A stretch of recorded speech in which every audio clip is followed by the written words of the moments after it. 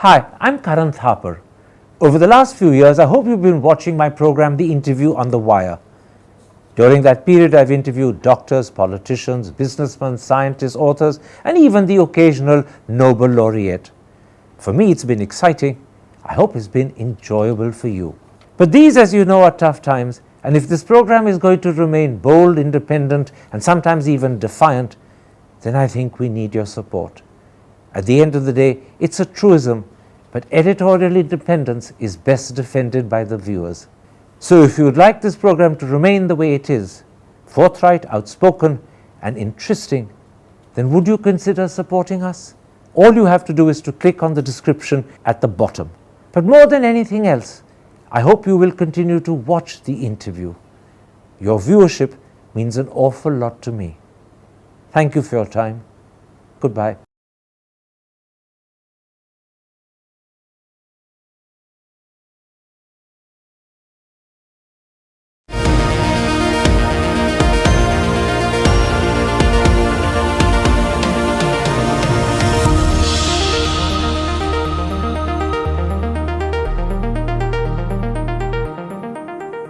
Hello and welcome to a special interview for The Wire. It's been widely reported at the Bharatiya Janata Party's National Executive meeting in Hyderabad, the Prime Minister proposed what's called a reach out to deprived and downtrodden sections of the Muslim community. These are also sometimes called Pasmanda Muslims. But it's taken the country by surprise because this seems to suggest a U-turn on the traditional way the BJP views Muslims and perhaps even a key strategic and political change in direction. That's the key issue I shall raise today with the well-known journalist, former Rajya Sabha MP and BJP leader Swapan Dasgupta. Swapan Dasgupta, as I said in that introduction, it's widely reported that the BJP National Executive meeting in Hyderabad was an opportunity for the Prime Minister to call for a reach out to what has been described by BJP leaders as deprived and downtrodden sections of the Muslim community. For most people, this seems like a radical new political strategy. Can you start by telling us more about it? Well, let's put it in context. It was not an appeal specifically towards any particular religious community. It was part of the larger larger thrust of the Prime Minister for what he called Garib Kalyan. Now, this was in terms of reaching out to all communities who have in some way or the other benefited from the social welfare measures of the government, and they are of the different varieties, as you well know, the different programs. And I think this particular appeal to the targeting of Pasmanda Muslims was made as an aside. It was not as part of his main speech. It was an intervention which he made at the time of the political resolution, where he did mention that, there are various communities, and he said, look, they look for representation, they look for empowerment, and he cited the case of the Pasmanda Muslims, and he said that one of the ministers in the Yogi government who has been appointed, the Muslim minister, belongs to this community, and he says this is a community which has really been on the margins of existence. And we have managed to get to them through various welfare measures, but they also look for representation. And it was as part of this that this appeal was made. So it was not an appeal specifically that they said that we must target Muslims now. It was mainly in the context of the larger Garib Kalyan scheme, and which is always, and he's been always keen to point out that these welfare schemes do not distinguish between castes, religion, communities, etc. They are on the basis of people's economic status. I accept your point that this was an intervention. It wasn't a formal speech made by the Prime Minister, but it attracted front page headlines in almost every paper right across the country. So let's focus for a moment on the Pasmanda Muslims, who represent, by the way, the Muslim community as a whole, up to 14-15% of the population. And let me first bluntly ask you, is this a response to the widespread criticism India faced, both diplomatically and in the social media, in Arab countries after Nupur Sharma's recent blasphemous comments about the Prophet? Is it a way of reassuring critics, not just in the Middle East, but also in Europe and America, that India looks after its Muslims, is concerned about them, and that the impression that there is an anti-Muslim atmosphere in the country is wrong. Was that one of the motives in the PM's mind? I mean, that's an interpretation which you're free to make if you want to. I would look upon it in slightly different ways. I look upon it in terms of an electoral strategy which is being crafted with keeping 2024 in mind, which is based on the fact that there are sections of society, they may be Hindus, they may be Muslims, they may be Sikhs or whatever, who did not vote for the BJP in earlier elections. And therefore, in this, and there's a very definite geographical dimension to that also, which explains the southern thrust, which has also been widely commented on. And in the context of this, the Pasmanda Muslims are one of those which the BJP is now also keen that they should also be included. And it is part of that Sabka Saath, Sabka Vikas. And I may just point out one more thing, that just as you have seen Pasmanda Muslims being referred to by the Prime Minister, you can also take into account the fact that various indigenous Assamese-speaking Muslims have been given a certain indigenous status by the Himanta Biswa Sharma government in Assam. So that's also there. And remember, in the Assam elections, if the post-poll of some of these agencies are correct, at least 25, something like between 20 and 25% of the Assamese-speaking Muslims actually voted for the BJP, which made a critical difference in a highly polarized society. Look for a moment at the timing of this attempt to reach out. It happens around the same time as Muslim homes have been bulldozed in places like Jahangir, Puri, Khargon, and Prayagraj. It happens just about 6 months after a Dharm Sansad called for a Muslim genocide, and every single member of the government was silent. No one had anything to say. And on top of that, it happens after CAA, beef lynchings, love jihad, and it happens after controversies to do with hijab, azan, and namaz. So let me ask you a blunt question once again. Why would Muslims in these circumstances, given this background, respond? Well, the Dharm Sansad is something which I can't speak about, but there are people who make all sorts of wild utterances in these gatherings, and I think that's not hardly new.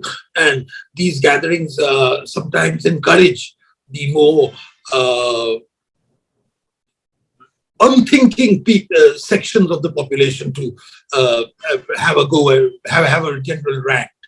But if you go into specific programs like the CAA is still very much on the agenda.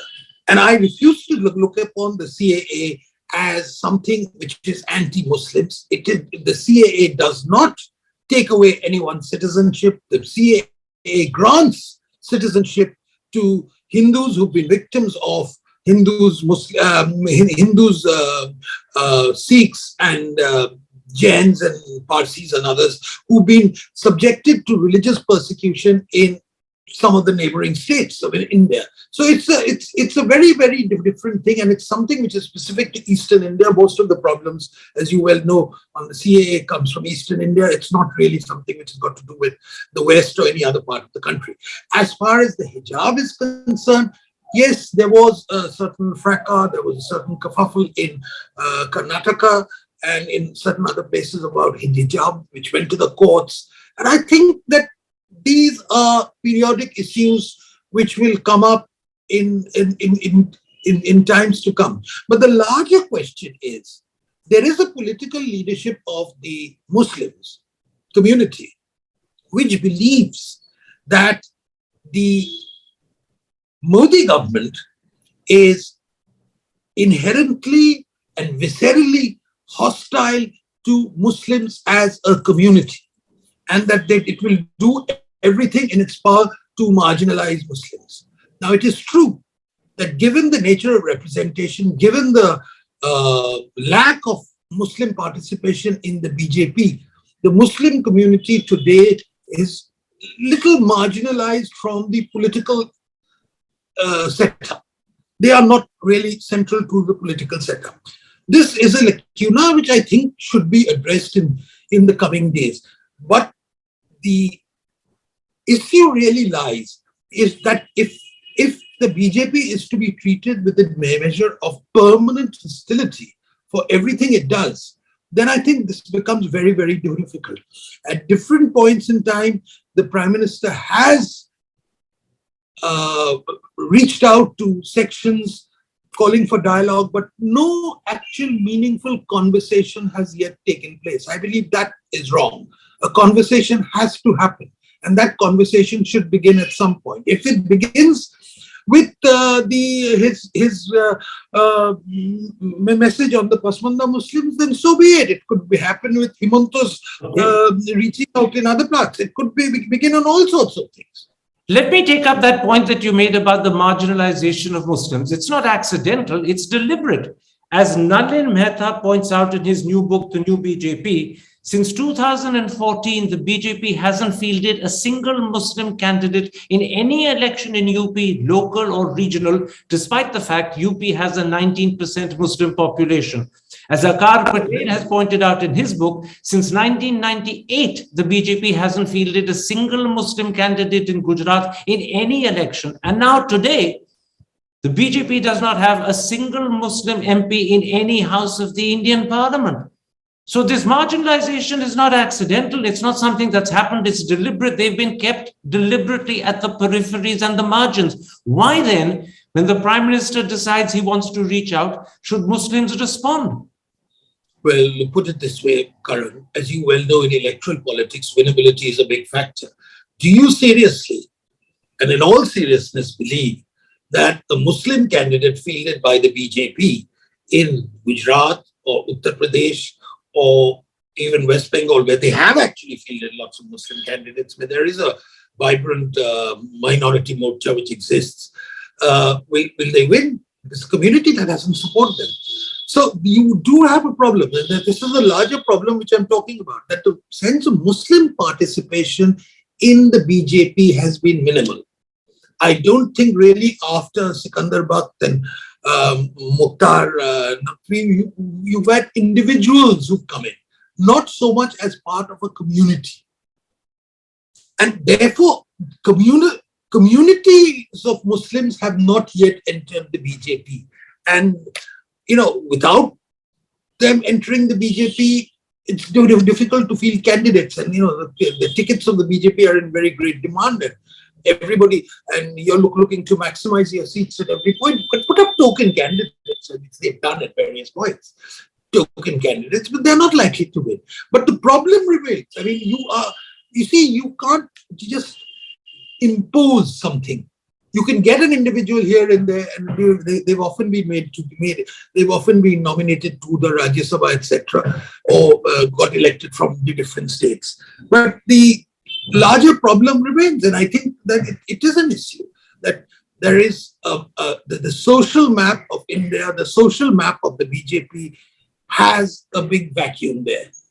You know, again, Swapan Dasgupta, it's not just that Muslim candidates put up by the BJP, whether in UP or in other states, will not win. The problem is deeper. As Nalin Mehta points out, there are 19 Lok Sabha seats in the Hindi heartland where the Muslim percentage of voters is 30% or more.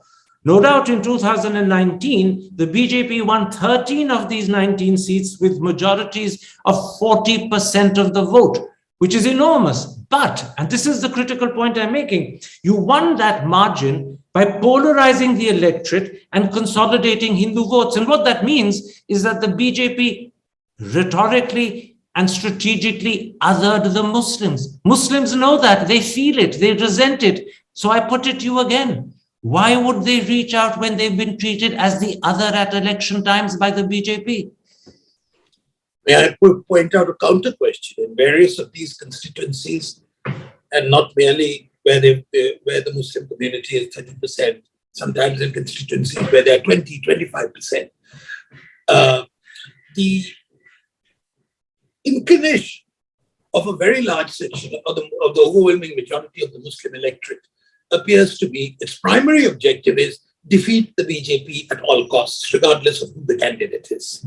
I mean, I can give you my own personal experience of having generous leads in various booths in West Bengal. But when it came to certain Muslim-dominated areas, it was something like Trinamool Congress 500, the BJP candidate, which happened to be me, 12 votes or something like that, and that without a single communal or polarizing effect. Nothing polarizing having been done in that election. The point is that the Muslims view, the Muslim community by and large sees the BJP as an enemy and have done their best to ensure its defeat by polarizing in favor of certain, the Samajwadi Party or some other Congress or something like that. So this is the reality. Now, to break this mold, you have to break this mold. To break this mold, you have to begin with certain conversations. And as that conversation, unfortunately, has not yet begun in any way. And I've always felt that this conversation has to begin. It may be a slow process, but it has to be done without compromising on the fundamentals. Not for a moment, Swapan Dasgupta, would I ever accuse you, because I'll admit to the audience, I've known you for pretty close to 40, 50 years, of being anti-Muslim yourself. But it's not just that Muslims regard the BJP as enemies. Many in the BJP regard the Muslims as enemies. Let me quote, according to the Hindustan Times, what one BJP MLA, Rajkumar Thukral, has said. He's gone on record, and I'm quoting Mr. Thukral. "We don't need Muslim votes.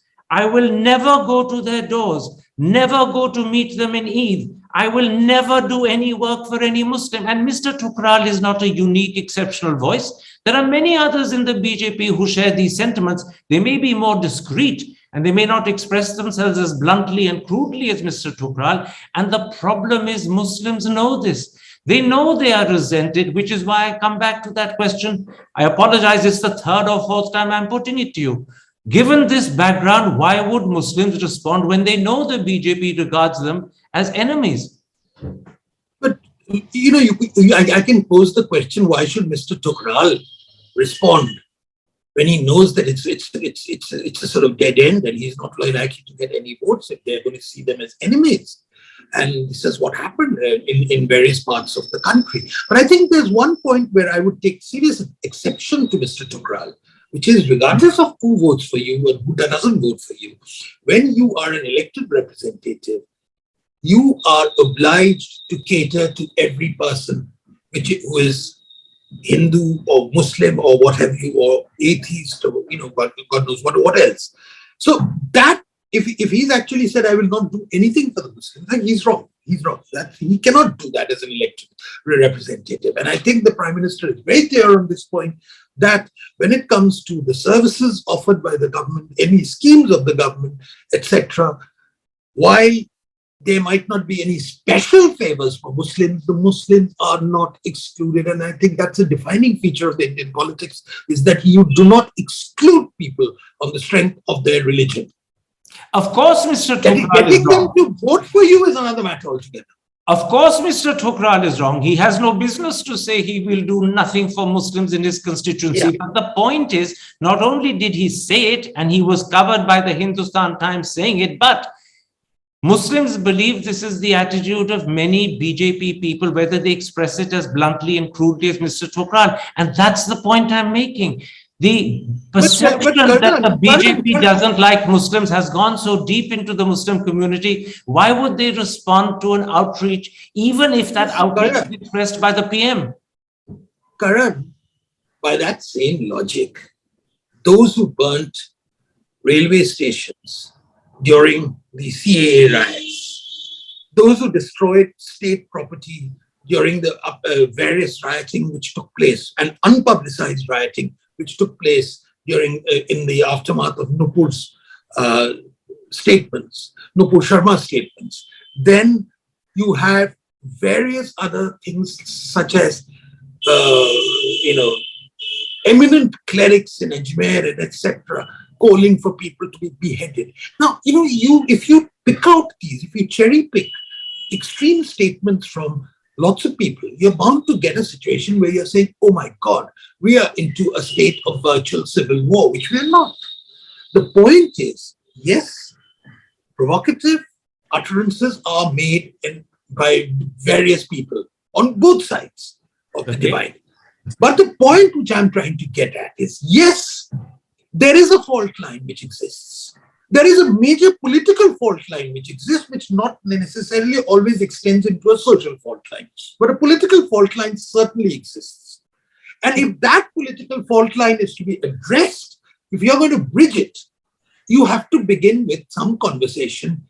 It might be very modest in nature, it might be completely backdoor, it might be completely off the record, etc. Not in the gaze of the cameras or anything like that. But this process has got to begin. And if the Prime Minister has made various attempts to initiate this dialogue, and remember, the Muslim community is not a monolithic one. It's got lots of linguistic, social, geographical divides, which is also there. You're very honest and upfront in saying the fault line exists. It's a bitter, deep, and anguished fault line. But the problem is this. Look at Jahangir Puri, look at Khargon, look at Prayagraj. When there was stone pelting, when there was what the press has called riots, whose houses were demolished in retribution? Whose houses were suddenly discovered within 24 hours to be illegally constructed? The vast majority were Muslim homes. And in many instances, let me finish and then you answer. Let me finish and then you answer. In many instances, as the Indian Express pointed out, the peoples whose homes were demolished were in jail and could not have been throwing stones. In many instances, one of the homes, in fact, belonged to a widow, which was built under the PM Awas Yojana scheme. It could not have been illegally constructed. In one instance in Prayagraj, a home was demolished, and it turns out that, in fact, it wasn't the property of the man the government claimed it belonged to his wife. So what I'm saying to you is the instinct to seek retribution against Muslims makes that fault line that you honestly admitted to so much worse, so much deeper, so much more difficult to bridge. You can always point out excesses, miscarriages of justice, etc., which exist in India, and I'm sure they exist in a lot of ways, and they're very unfortunate development. But if I go on and on about people who get beheaded, if I go on and on about the type of inflammatory speeches which are given in certain smaller mosques of this country, the absolute hate spewing stuff which goes on there, the emotional estrangement which they advocate from Indian nationhood, that's very unfortunate. I mean, these things exist, and I'm telling you for a fact that, Karan, yes, they exist. This fault line exists. We can't do anything about it. I didn't create the fault line. It lies in certain historical things. It lies in the nature of political mobilization. It lies in electoral politics. But they exist. And can they continue to exist is the question, Chansey. That I don't think it's very healthy that this sort of wish, there might be rivalries. Of course there can be rivalries. But from rivalry to extend into hatred and a position of complete non-cooperation with each other, that is very bad. Now, for example, in Ajmer, we are told, some of these clerics have said that any of those shopkeepers who closed their shops in opposition, in protest against the Udaipur beheadings, the Muslims should boycott them. Now, that's extreme statement, which we're talking about. Look, extreme statements come from both sides. If the moment you start only focusing on how bad the Hindus are, how inherently intolerant the Hindus are, which seem to be a subtext. I'm not necessarily saying it's a conscious one, but it's a subtext of the secular narrative. Then you're going to get a position where people take up extreme positions, and that conversation, that communication ceases to become a reality. And it just gets stalled again and again. All right, we've knocked this ball back and forth like a long Wimbledon tennis rally. Let me pick up on one of the essential points you repeatedly made. You said there is a need to start a conversation. You interpreted the Prime Minister's reach out as an attempt to start that conversation. You said that conversation can happen up front, it can happen in public, it can also happen behind closed doors. But, and this is the critical point, the PM may want to start a conversation with Pasmanda Muslims, but Yogi Adityanath, the Chief Minister of Uttar Pradesh, doesn't lose a moment to taunt the same people with dog whistles about Abba Jan and 80-20.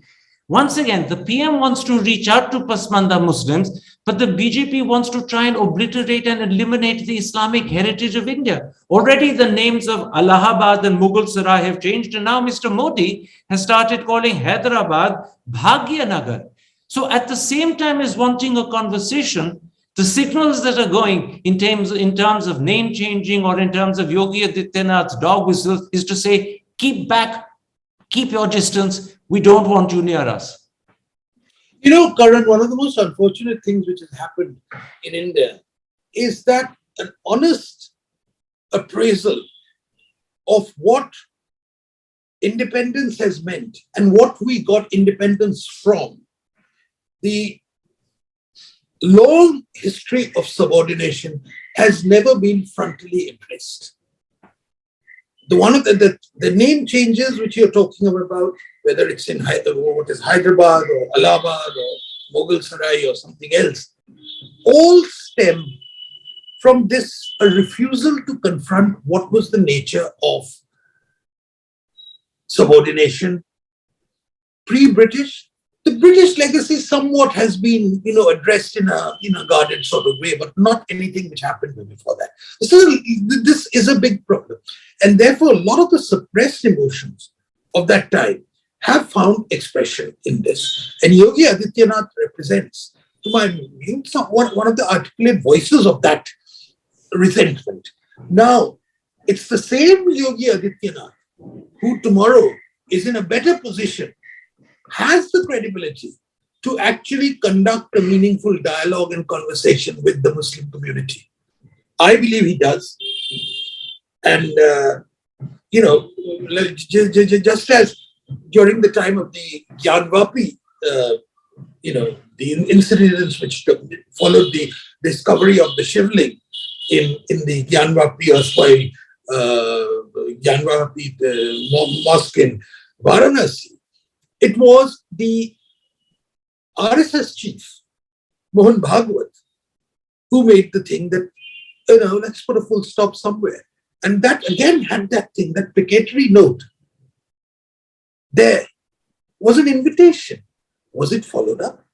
Shouldn't someone, when the chief of the RSS makes this, as an authority, he's a very representative voice of the Hindu community. You make that offer, shouldn't it have been followed up? Was there any meaning? Can I just say that, it wasn't, no one took it up. I didn't see the Muslim Personal Law Board or any of them, or even Mr. Owaisi, who I have a respect for because he represents something. And he's very articulate and he's a thinking man. Any of them, did they respond? Did any of them respond and said, yes, but you've said something, let's have a talk about this. Can I come in at that point? There's no doubt that the Sarsanghchalak of the RSS did make an attempt to reach out, but remember his predecessors, and sometimes even the present incumbent, have spoken in terms where they seem to be questioning the actual Muslim identity of Indian Muslims. They refer to them as Hindu Muslims. That is something that Muslims find offensive. And you say Yogi Adityanath is in a position to reach out. How do you reach out to people when you keep referring to them as Abba Jan? That's not reaching out, that's putting them off. And I refer to some of my Muslim friends as Mia, so it's all right, and they take it quite, it's part of a general banter. But I think if you're saying, but the RSS, what did their predecessors say? Now, if you go back and say, now if I go on and say, that we make that old hoary claim, what were the predecessors of the UP Muslims doing in the 1940s? That was the hotbed of the Pakistan movement, not Punjab, not Bengal. You can go on and on. You can go on and on, and I think this is a problem that nobody is willing to make that break.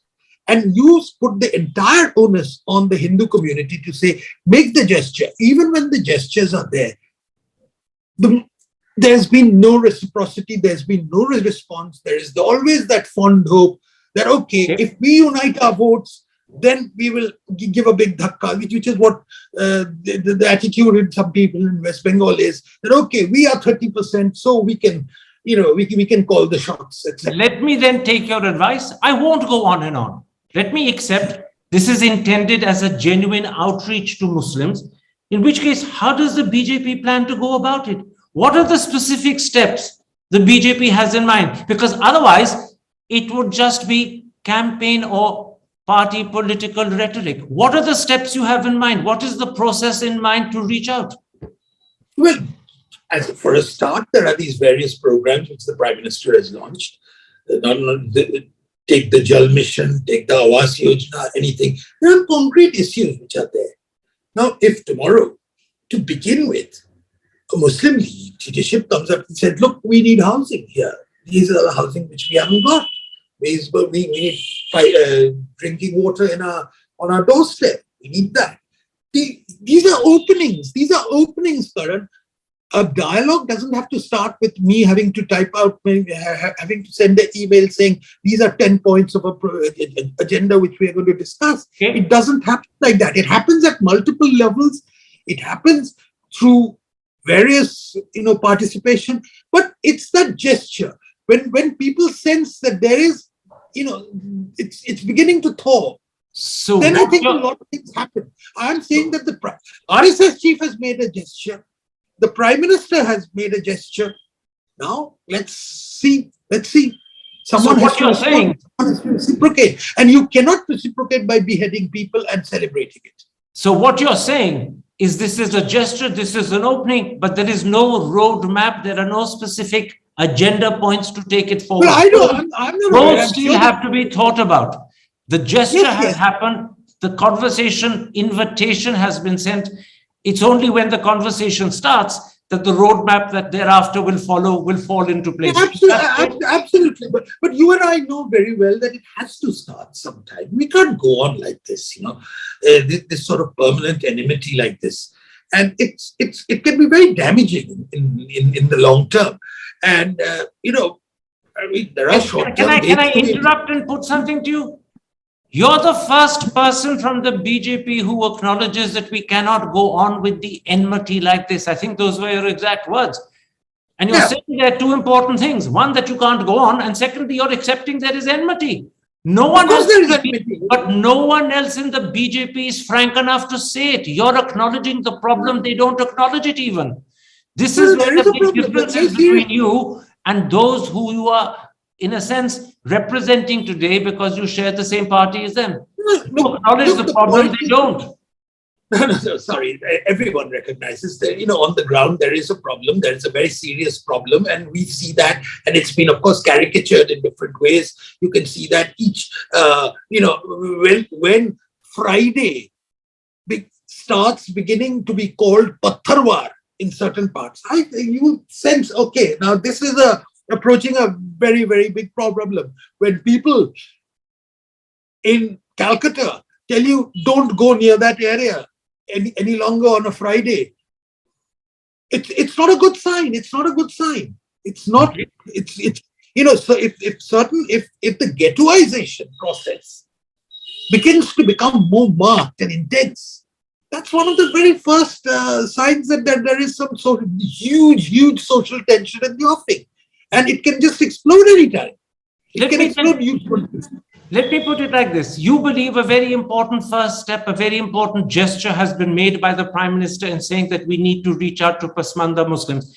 If there's a huge issue. And he acknowledged the need to, why it was important to give a representation to them also. And he has done that. It's that representation point that I was about to touch on. You took the words out of my mouth. If Mukhtar Abbas Naqvi, as the papers and channels are speculating, does become the BJP's nominee for the vice president, would that be another important gesture? Would that be part of reaching out? I can't preempt the decision which the BJP parliamentary board will take on the thing. But Mukhtar is an immensely amiable person. He was one of the most successful parliamentary affairs ministers who had a very natural reach to all sections of parliament, cross-party. And without, again, preempting the decision, whatever they may be, Mukhtar to me has been always a very amiable person. He's also incidentally forgive me, I'm he's also incidentally a Muslim. Forgive me, I'm interrupting. It's not Mukhtar Abbas Naqvi so much that I was talking about, but the fact that a Muslim would be chosen by the BJP as its nominee for vice president. Would that be part of the strategy? Would that be a good gesture? Reaching out to Muslims to say, look, we are choosing one of you as vice president of India, the second highest post in the land. Would that be part of the reaching out process that we're discussing? Well, APJ Abdul Kalam was chosen by the NDA government under Vajpayee to head to become president, and we even wanted him to get a second term. He's considered one of the icons in the BJP gharana, as it were. That APJ Abdul Kalam is considered one of them. Now, I think whether it's Arif Muhammad Khan, whether it's Mukhtar Abbas Naqvi or something, certain important Muslims have been given positions of responsibility in this. And I'm sure this tradition of actually not distinguishing, this tradition of actually accommodating and honoring people, regardless of their religious origins, is going to continue. And I think while Mukhtar Abbas Naqvi, I wish him all the best. I consider him an amiable person. You may consider him only as a Muslim. Whichever way, that doesn't matter. It's the same thing. We've had a wonderful discussion, Swapan Dasgupta. We've agreed that a very important gesture has been made by the Prime Minister. We may disagree about the manner in which Muslims are likely to respond, but the important point that you made, and I imagine you're not just speaking for yourself, you're speaking for a large majority or at least a large percentage of BJP supporters, BJP members, is we need to start talking. We need to ensure that the enmity ends. We need to reach out and shake hands and bridge the gap. I thank you. I'll just finish it by saying that the priority in India is rapid development, where we need the cooperation of every single citizen of this country. And in this sort of situation, I don't think it helps to have these social tensions. So whatever needs to be done to mitigate these social tensions, to bridge the gap, to ensure that the fault lines remain within manageable proportions, I think is welcome. Swapan Dasgupta, thank you very much for this interview. Take care, stay safe. Thank you. Hi, I'm Karan Thapar. Over the last few years, I hope you've been watching my program, The Interview on the Wire. During that period, I've interviewed doctors, politicians, businessmen, scientists, authors, and even the occasional Nobel laureate. For me, it's been exciting. I hope it's been enjoyable for you. But these, as you know, are tough times, and if this program is going to remain bold, independent, and sometimes even defiant, then I think we need your support. At the end of the day, it's a truism, but editorial independence is best defended by the viewers. So if you would like this program to remain the way it is, forthright, outspoken, and interesting, then would you consider supporting us? All you have to do is to click on the description at the bottom. But more than anything else, I hope you will continue to watch the interview. Your viewership means an awful lot to me. Thank you for your time. Goodbye.